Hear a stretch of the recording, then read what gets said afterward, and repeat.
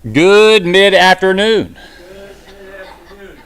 Good to have you all here. Open your Bibles, if you would, to John chapter 2. John chapter 2.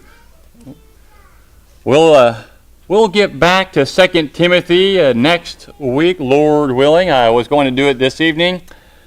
I was looking over my notes the other day, and I thought, man, someone needs to redo this. And we'll get back to that next week. So we're going to take a look at a sign from the Christ here in John chapter 2. Before we do that, I want to tell you this story. I think I've actually used this before, so if I have, I apologize, but I think it fits well to this as well. There was a Chicago suburb of Oak Lawn. They had a problem. People were not stopping at the stop signs. They would just roll on through. You know what I'm talking about? They slow down a little bit, but they kind of roll through the stop signs. So the mayor of that town had a neat little idea where he had other signs, little smaller signs, put down below it, and they would read like this. So you got the stop sign that says, "Stop and smell the roses," or "Stop, no, really, you got to stop," or "Stop, I'm going to tell your mother," or "Stop in the name of love." And it sounds silly, but it worked. It got people to read it, kind of a little humor to it. They enjoyed it, and it worked. People started to stop at the stop signs. Sadly, though, the mayor had to remove the signs because the Illinois Department of Transportation deemed the signs a violation of the Federal Uniform Traffic Control Act and threatened to withhold funds. So he had to take the signs down, but they did work. It got people to stop. And signs have always been used in order to get a particular message across. Whether square, rectangular, triangle, or whatever it might be, that's what signs are meant to do, to inform you about something important or critical even. So here in our text, if you look down at John 2, verse 11, we're told, "This beginning of his signs Jesus did in Cana of Galilee and manifested his glory, and his disciples believed in him." There was a particular commentary. He went through all the Gospels, and he said he found at least 35 different miracles or signs that Jesus did during his ministry that's recorded for us here in the Bible, in the Gospels. Now, John explained at the end of his Gospel in John 21:25, and there are also many other things Jesus did, which if they were written in detail, I suppose that not even the world itself would not contain, or I suppose that the world itself could not contain the books that would be written. In other words, Jesus probably did a whole lot more miracles than just 35 or so. They were like signposts, right? Pointing us to the message of God, the good news. In fact, that was the purpose. Acts chapter 2. Verse 22, when Peter preached on the day of Pentecost, he said this, "Men of Israel, listen to these words. Jesus the Nazarene, a man attested to you by God with miracles and wonders and signs." Later on in the book of in the Gospel of John, we're told in John 20, 30, and 31, "Many other signs Jesus also performed in the presence of his disciples, which are not written in this book, but these have been written so that you may believe that Jesus is the Christ, the Son of God." So the miracles that Jesus did were intended to get your attention, right? That's what they were designed to do, to pay attention. This is the Son of God. So, for the better part of this sermon, I want us to focus on the purpose of biblical signs in general. And we're also going to look at the particular sign we see here in John chapter 2.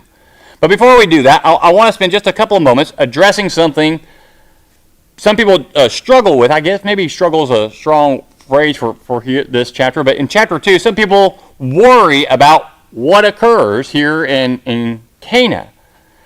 To the modern day reader, the free-flowing wine at parties might disturb them a little bit. Why would Jesus acquiesce and make wine at this party? They've already had all that other wine. Now they're going to drink more wine. And so people worry about, well, what does that mean? Are they getting drunk? Are they getting a little tipsy? What's going on here? Why would Jesus condone such activity? Well, the wine that's being made is not the kind of alcohol that you would go and buy at the local liquor store here in present-day America. In the book of Maccabees, Maccabees 15:39, which is not a biblical book, but it is a historical book, written around 60 BC, it said this concerning the Jewish culture of winemaking. It is harmful to drink wine alone. Or again, it is harmful to drink water alone, while wine mixed with water is sweet and delicious. And what they meant by that was, if you just went and got yourself a cup of water out of any old well, it could have bacteria growing in it or other problems with it. And if you had just straight up wine, they knew that was not good for you. That would make you sick or get you drunk. So they would mix the two together. The alcohol in the wine would kill the bacteria in the water, and the water would dilute the wine. The Jewish Talmud, which talks about the traditions of the rabbis during the days of Jesus, and they write this several times throughout the Talmud, they tell us the normal mixture was 1 part wine and 3 parts water. So it was extremely diluted.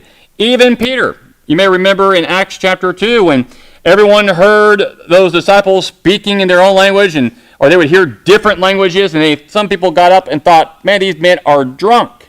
And remember what Peter said?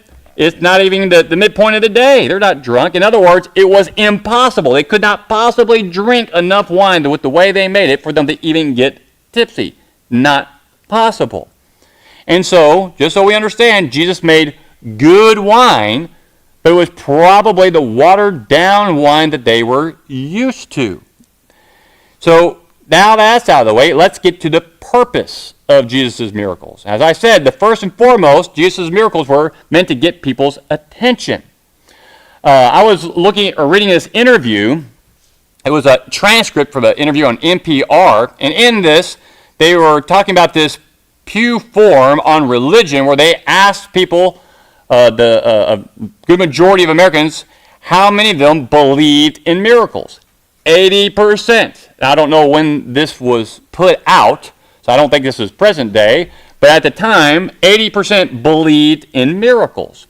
So the interviewer from NPR asked, did you define what a miracle was in the survey? And the guy, Mr. Smith, he said, well, not in so many words. What we did was ask people in a very straightforward question, basically, do you agree or disagree that miracles still occur today just as in ancient times?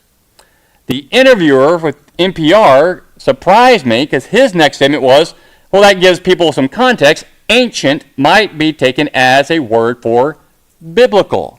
I was like, wow, he made a good connection there. So kudos to him, because they're not necessarily religious channels, so I was surprised that he made that connection, but that's good.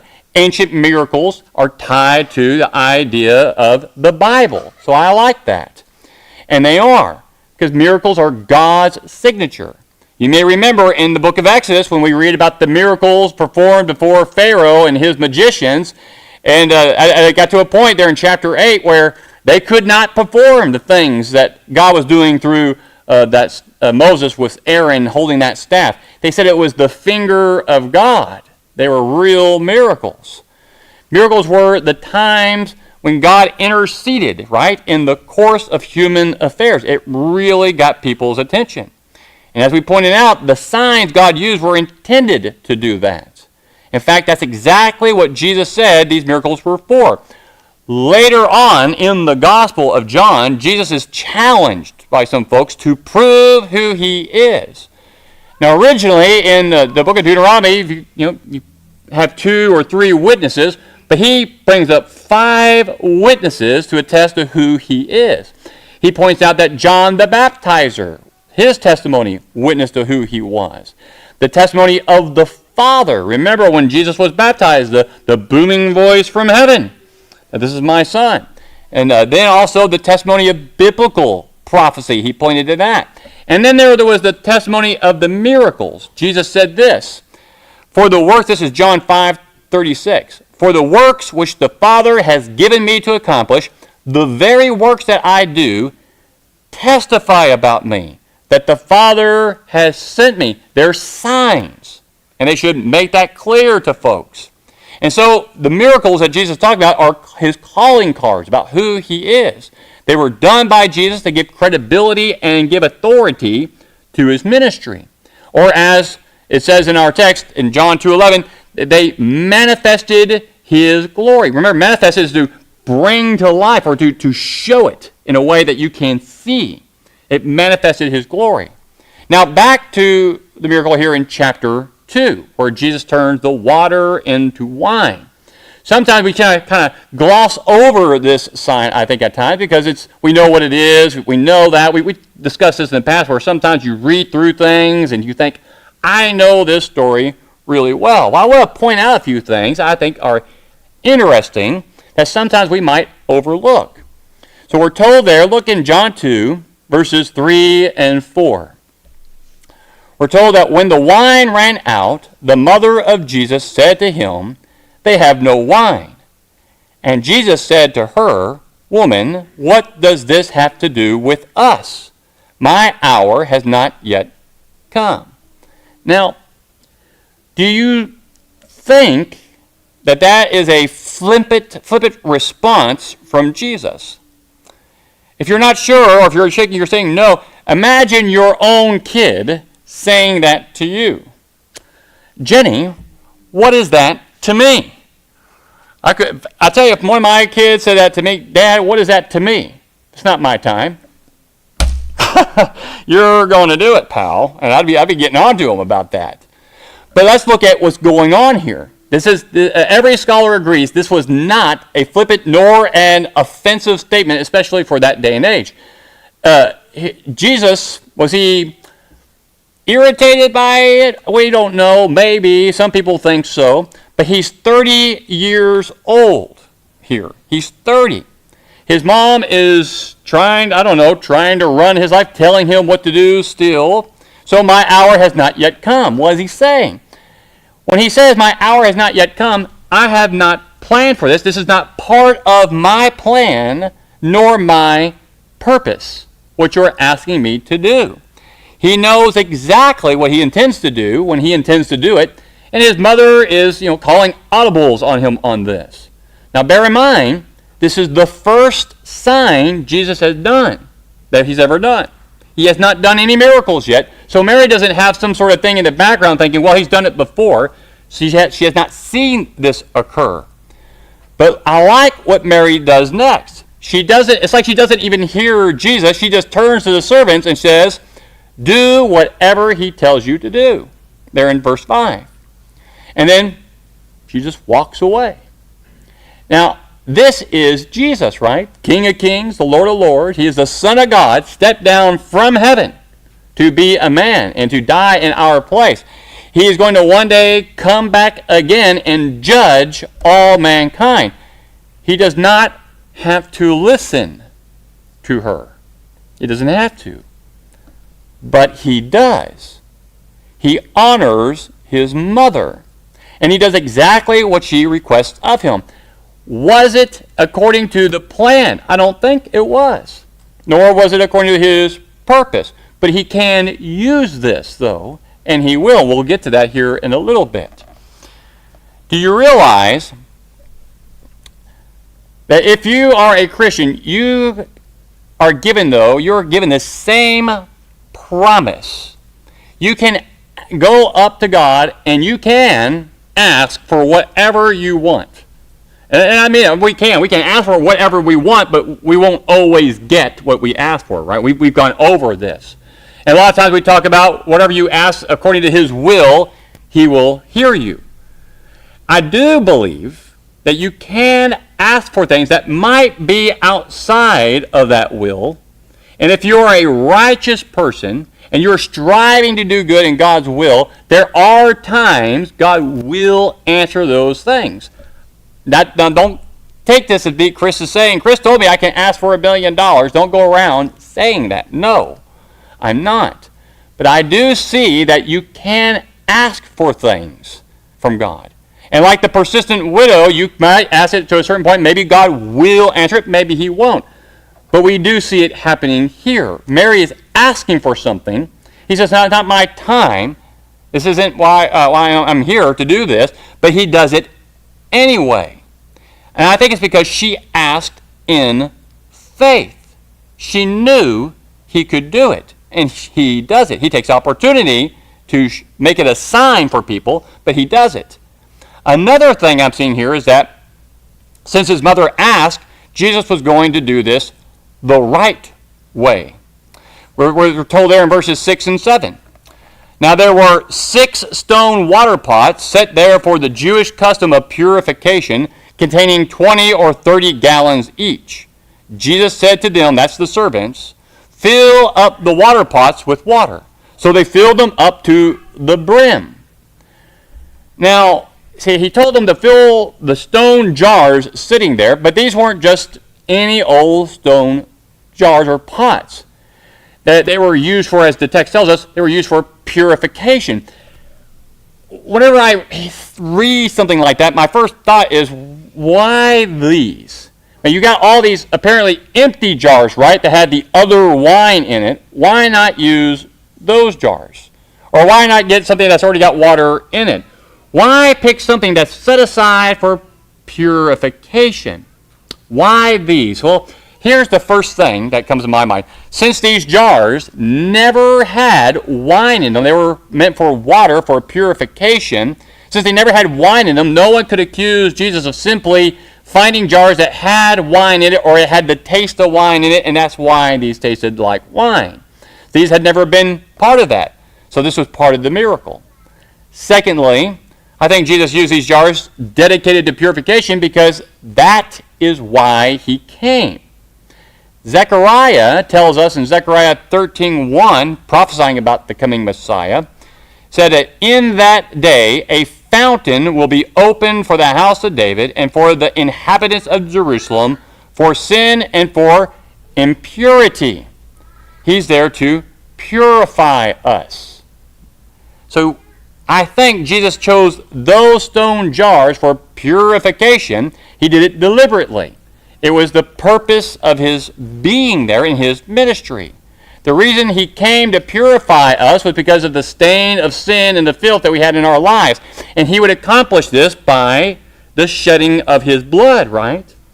And so he's going to put wine, which is the symbol we use for the blood of Christ, into the stone jars of purification. And so I see that there as well. And so Jesus used this first miracle, I think, to give us that picture. Kind of like when you go to the grocery store, and you don't know what's inside a lot of the packages, but you get an idea because of the pictures that are on the outside of the package. You see the picture on the package, you get an idea what's on the inside of that package. Peter tells us in 1 Peter 3:21, corresponding to that, baptism now saves you, not the removal of the dirt from the flesh, but an appeal to God for a good conscience through the resurrection of Jesus Christ.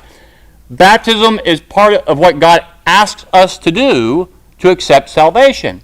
Nothing magical about the water. It's not like you're washing dirt from your body, but we make an appeal to God for a clear conscience. It's like a picture of what God is doing. It is a sign. Just like in Romans chapter 6, where he explains to us and shows us, it's like being buried in a grave. You're not literally being buried, but it's a picture. It's like a memorial to remind us and to show us what God is doing for us. Purified by the blood of Christ. So this first miracle, I see him doing these things, or showing a picture of what he's about to do for us. Something he didn't have to do. His mother asked him. He wasn't going to, but then he did it because he honors his mother. And lastly, in this first sign Jesus performed, Mary says something pretty powerful. even though I don't think at the time she realized just how powerful her statement was. Whatever he says to you, do it. That's a pretty powerful statement. And isn't it that a true statement? Whatever Jesus tells you to do, what should you do? Do it. Do it. What if the servants, imagine you're there, you're one of the servants, and you hear Mary say all these things. She tells you, whatever Jesus tells you to do it. Okay, so you turn to this fellow Jesus, and he looks at you, he says, fill those stone jars with water. What? I thought we needed to get wine. Do you think we're going to be able to make wine right here for this wedding right now? I'm not going to waste my time and my energy filling these pots for purification with water. How are you going to get wine? Where do you want us to go to buy it? Right? Well, they didn't do that. They filled the jars. They did what he said. And he made the wine come. What a shocker that must have been for them. If we do not do what Jesus asked us to do, we run the risk of Jesus not working in our lives either, right? There are congregations who don't do what Jesus says. Preachers who don't do what he says. Or elders or shepherds or Sunday school teachers. Why would we, if we don't do what he expects of us or for what he tells us to do, why would we expect to receive anything from him? Why? So many times I hear people say, well, I have prayed this and I prayed that, and he never answers my prayer. And there's a lot of ways I could answer that. But the first thing that pops in my mind is, what have you done for him? Now, how many times people have come through our doors wanting us to pay a bill, give them money for gas, get them set up in a hotel room. And I started asking them, it's like, well, our elders would love to talk with you. Why don't you come Wednesday, if it's close to Wednesday, stay for the service, and then afterward the elders will talk to you. Or if we're close to Sunday, I said, come Sunday morning, stay for the service. Afterward, the elders will talk with you. Do you know how many actually come? I've had one in the past, 6 or 7 years? One. That's it. Why would they expect anything from the Lord? They're not even trying to do what he says. And how could we expect anything from the Lord if we're not making those needed changes in our life? Looking at the perfect word, looking at that mirror, seeing ourselves and trying to make ourselves and conform ourselves to the image of Christ rather than the image of the world. God does not ask much of us, does he? We know the plan of salvation. We know we've done all those things from the beginning, those elementary things, those things that got us into Christ. But once we get in there, as we've been talking about on Sunday morning quite a bit, we are to be changing ourselves to look like Christ. If we're going to be part of the one body, we need to be part of that body and not mine or the body of the world or any aspects of this world, but of his body. And obviously, if we're trying to be more like that body, we're going to ask and request things that benefit that body. But if I'm praying and asking for $1 million, what body am I looking to benefit? That one or mine? $1 million would go a long way for me. For me, right? But what does the body need? I can tell you what it needs. It needs workers to work the harvest, to work the fields. It's looking for workers to be light and salt to a lost and dying world. That's be you and me. I'm not excluding myself from this. We're all part of it. And that's what God's looking for. And if we do those things, and we strive after those things, and every once in a while maybe we ask, Lord, can you help with this? We got a struggle in the congregation here, or we have a struggle in our lives here. Father, can you help with this? He may answer that because you work in the kingdom. Because he looks down and he sees one of his children, his sons, one of his daughters in need. If my kids don't do the things I ask of them, clean their rooms or do this or do that, and then one of them comes up and says, Dad, will you buy me a new video game? No! Why would I do that? But if they do, not to bust them out, I don't mean to do that, but they get those things, and they know they do. We are all parents are that way. God does that as well. So when we look at this particular sign, this first sign that Jesus gives here, it's not just a sign about who he is, it's also a sign of how God reacts. Doesn't Jesus pretty much say in the beginning no to Mary? But then she turns and says, whatever he asks you to do, you do it. And he does it. He does not have to. It's not his time. It's not part of the plan, but he does it because of her faith. And if we ask in faith without doubting, sounds like the book of James, right? But if we doubt, we shouldn't expect anything from the Father. My prayer, I'm not asking the Lord to increase our numbers, although that would be nice. I'm not disagreeing against that. But I ask for spiritual growth. That he sends people our way, and he does. And we help people out. And yeah, they move on. They go out to other places. We discuss this. And we have made a great impact on many congregations across this country because of the people who came out of this congregation. All over the place. We have a huge impact. But not us, is it? God does. Through us. And our prayer should be that we may continue to do that good work. If we have to remain at 50 to 60 or 70 people here and keep doing the kind of work we're doing, amen, because we're doing a good work. I don't mind people coming and going as long as they're going out with that same zeal and attitude we're seeing in so many who go out and come back and report to us all the good things they're doing. What a blessing. What a blessing that is for us, for the kingdom, and for the Lord.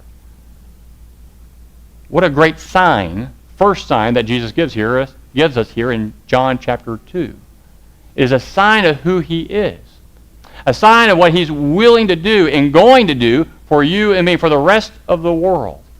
All we need to do is trust him. Paul was trying to bring that same idea and thought over to King Agrippa over in the book of Acts. And when he had finished that lesson, he explained everything to him. You remember what the king said to him? Paul, you almost persuaded me. I see the evidence. I see the signs. But man, I'm just not willing to give up me for that. Why? Why not? Because of the desires. Despite the signs, despite the evidence, people feel so comfortable in this world. They recognize the changes that need to happen within them to be part of the one body. Are those changes being made in you?